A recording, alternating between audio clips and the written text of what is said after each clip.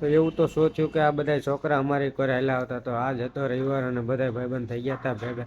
જવાનો હતો બધા ભાઈબંધને વિડીયો બનાવવા, તો ફાઇનલી અમે જો અમારા લોકેશન તરફ નીકળી ગયા હતા. હું, મહેશભાઈ અને બનેવી ફાઇનલી જો અમે લોકેશન બાજુ નીકળી તો લોકેશનમાં જ પોગી ગયા હતા ને સંજો મહિનાઓ તો વિડીયો બનાવવાની તૈયારી. અમે બધા પણ સંજામું જોઈને ઊભા હતા કે ક્યારે ઈ સંજો રોલ વીકે ને અમે ઓલો કર્યો. કાતો પ્રદીપ મના કરવા હતા ડિસ્કો ને હું પછી આમ જો બધા બેહી ગયા હતા પતંગ લઈને હાથમાં.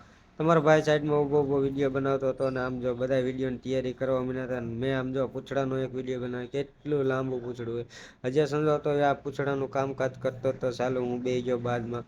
પતંગને ફિરકી પડી હતી સાઈડમાં. મહેશભાઈ જો એનો બ્લોગ ઉતારતા હતા અને હું અને અહીંયા થવા માંડી થંબનેલની તૈયારી બધાના સેટઅપમાં રાખતા હતા ઊભા. થંબનેલમાં હરખો ફોટો પડી જાય. તમારો ભાઈ પતંગ લઈને ઊભો હતો ને જો આ બધા થંબનેલની તૈયારીઓ કરતા હતા. પછી હું તમારો ભાઈ પતંગ મુકાઈ દીધી ને જો ઉડી. જો એકવાર પૂછડું દેખાય કેટલું લાંબુ પૂછડું.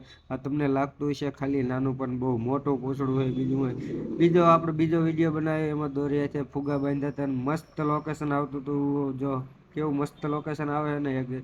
પછી પ્રદીપભાઈ આવી ગયા હતા. પ્રદીપ કે લાવો મને ચગાવવા દો ગામ ગામ. પછી પ્રદીપનો વારો આવી ગયો ને પ્રદીપ જો બીજા વિડીયોની થંબનેલની તૈયારી કરતા હતા ને પ્રદીપનું મોઢું જોઈને મને તો આવતા હતા બહુ દાંત. પછી હું ટકો હળી કરતો હતો.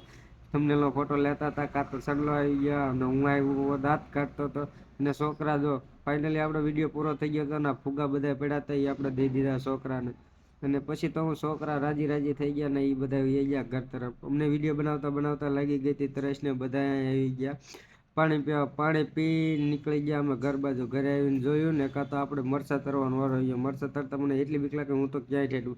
મરચાં તરતા ભૂખ લાગી ગઈ ને તો હું આવી ગયો ફ્રીજમાં જોયું ને કાં તો સંતરા પીરાતા કાં તમારા ભાઈ લઈ લીધું એક સંતરું લઈને જો આપણે જતા હતા ઘર બાજુ પાછા. ઘરમાંથી ઊભા થઈને ગયો ને કાં તો સેજુ જો બીજો નાસ્તો લઈને આવી ગઈ. ખજૂર બિસ્કિટ ને મમરાના લાડુ. બીજો ચિરાગ ખાવા મળ્યો તો ખજૂર બિસ્કિટ ને તમારા ભાઈ બતાવી દીધું સંતરું બતાવતા જો ખજૂર બિસ્કિટ બે ખાવા મીના હતા ને તમારા ભાઈ સંતરું ખાઈ લીધું. સંતરું મને થોડુંક ખાટું લાગ્યું. બાળાને જોયું કે પ્રદીપ ડુંગળી કાપતા હતા ને જો આ બધા બે ગયા હતા ખાવા.